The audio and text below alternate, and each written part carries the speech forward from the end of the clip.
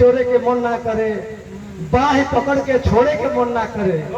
साचो जना जाड़ा की रात बेटा जालू ओदी रजाई ओढ़े के मन ना करे।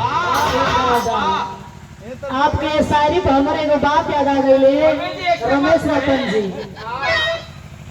कि हरियर खेती देख के इहो ना हरियर खेती देख के लहरल खेती देख के चले के ना चाहिए। विधाता को भी हम जवानी है एकरा के देख के एक लाइन और याद आ गई रमेश रतन जी रतनपुरी जी कि राहु की टूटी खाट हम इनका के कहता नहीं आई जन बगलिए में हो कलाकार उठ के हर गइल बाना कहते हैं हर आई जहर खाए के पड़ जाई उठ के जाओ यहाँ से इतना बता। राहु की टूटी खाट आडवाने की तरह बेहाल लगते हो। राहु की टूटी खाट के आप लोग राजनीति से मत ले जाइए कि हम पर्सनली रूप से बनौले बने कि राहुल की टूटी खाट आडवाने की तरह बेहाल लगते हो। मायावती की माया जाओ मुलायम के शिवपाल लगते हो। हालत तो देखो 2027 के चुनाव जैसे, हालत तो देखो 2027 के चुनाव जैसे, लेकिन बिना मुखलर और गमछा के भी केजरीवाल लगते हो।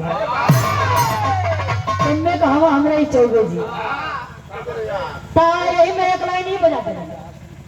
लेकिन आप लोग गौर करा हमें वो बिरहा किताब लेके चला था, समय भी हो गई बताएं से कि शाम का भी कार्यक्रम बा क्या मास्टर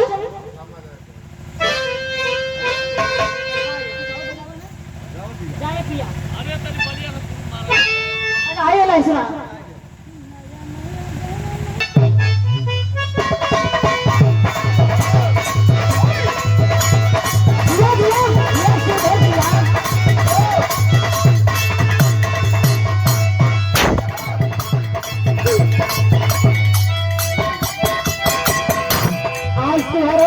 से पसीना चू गई बे सुरेंद्र भैया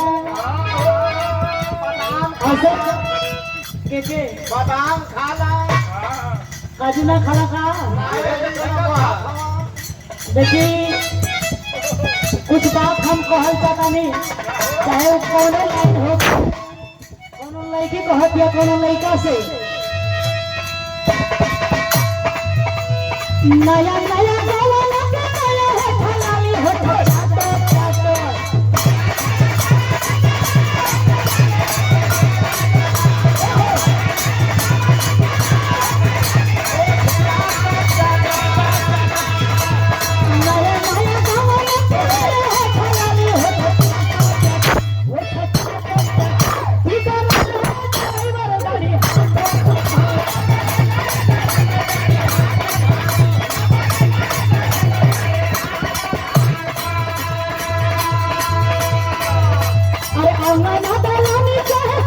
I'm